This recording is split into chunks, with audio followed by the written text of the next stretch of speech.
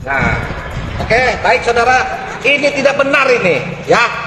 Copot, saya dicopot. Cepat.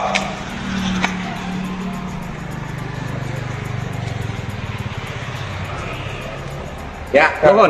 Ini ada lagi nih di tempat yang saya kira banyak orang lewat ini. Luar biasa ini orang yang mata komplek ini. Kayak yang masang ini untuk sengaja ngadu domba. Assalamualaikum warahmatullahi wabarakatuh. Om Swastiastu, Namo Buddhaya, salam kebajikan. Mungkin hal ini sudah menjadi tradisi bagi para kadrung, di mana mereka mencetak sendiri, memasang sendiri, kemudian menghancurkan sendiri dan berteriak dan menuduh orang lain yang melakukannya.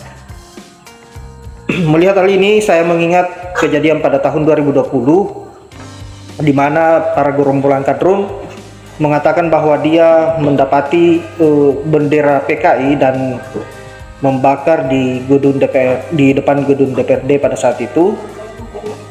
Yang ketika ditanya persoalan keberadaan komunis tersebut dan basisnya berada di wilayah mana, mereka mingkem dan tidak tahu persoalan itu. Nah, lah kemudian yang harus kita tanyakan bahwa bendera PKI mereka dapatkan dari mana? Disitulah kita berpikir bahwa apa yang dilakukan oleh para kadrun-kadrun keparat ini, dia membuat skenario untuk menyerang pihak lawan dan membawa isu-isu persoalan PKI, membuat sendiri benderanya, membakar sendiri,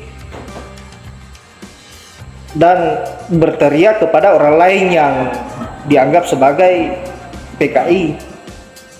Saya kira hal-hal yang seperti ini masih terjadi di tahun 2023, bahkan sampai di pemilihan Pilpres mendatang.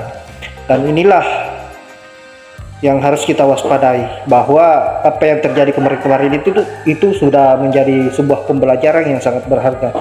Dimulai dari tahun 2017 pada saat pemilihan gubernur di DKI Jakarta. Ahoklah yang menjadi korban dari kebiadaban politik identitas yang dibangun oleh para kadrun-kadrun ini. Saya kira ini adalah salah satu demokrasi yang paling terburuk sepanjang masa, yang betul-betul sangat miris melihat karena membawa etnisitas dan circle agama yang seharusnya itu tidak perlu dibicarakan lagi, karena kita tahu sendiri bahwa negara ini berdiri bukan hanya agama Islam yang berperan dalam kemerdekaan ini, tapi banyak agama dan suku ras yang bekerja sama untuk memerdekakan negara ini hanya untuk satu tujuan, yaitu memanusiakan manusia. Dan saya kira para kadrun-kadrun biadab ini tidak pernah belajar persoalan sejarah kemerdekaan Indonesia, makanya mereka buta akan hal itu. Dan inilah yang harus kita pahamkan kepada mereka. Tetapi kalau mereka tidak pernah paham akan persoalan ini, maka yang harus kita lakukan adalah bagaimana agar kita bertindak tegas. Kalau perlu kita seret mereka, dengan inilah yang tidak bisa kita biarkan. Dan saya membayangkan bahwa apa yang menjadi pola mereka di 2017 pada saat pemilihan gubernur DKI itu akan terulang di 2024. Ini sudah menjadi sebuah dasar di mana mereka selalu membangun isu persoalan agama dan memasukkan dalam dunia politik. Ini sudah terasa.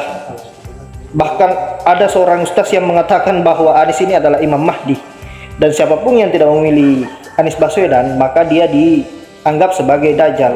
Nah, ini sangat berbahaya. Kedepannya pasti akan lebih parah lagi dari itu. Saya kira hal-hal yang seperti inilah yang harus kita